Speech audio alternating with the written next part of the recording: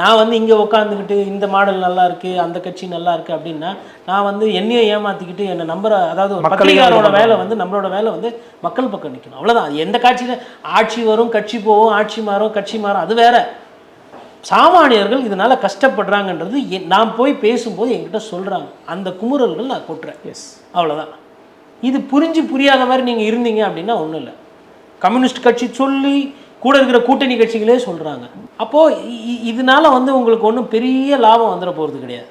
அப்போ நீங்கள் மாற்றி யோசிக்க தவறுறீங்க. எவ்வளோ திட்டங்கள் வந்து நீங்கள் பண்ணுறீங்க, எவ்வளோ இடத்துல பணம் விரயமாக போகும், அந்த செலவுகளை கம்மி பண்ணாலுமே இது பண்ணலாம் இல்லையா? நீங்கள் வந்து ஒன்றும் இல்லை, ஒரு வருஷத்துக்கு ஒரு 20,000 25,000 கோடி நான் சொல்ல மாதிரி நீங்கள் சோலாரில் போட்டிங்கன்னாவே தண்ணியோட செலவுகள் வந்து குறையும். ஆனால் அந்த காற்றில் அந்த வெயில் தாக்கத்தில் கரைஞ்சி போகிற அந்த தண்ணி இருக்குது பாருங்கள், அது குறையும். சிறுசேமிப்பு மாதிரி அது வந்து தண்ணியை நீங்கள் சேமிக்கலாம். இந்த மாதிரி போடுங்க, கரண்ட்டு உற்பத்தி ஆகும், கரண்ட்டு செலவை குறைப்பீங்க.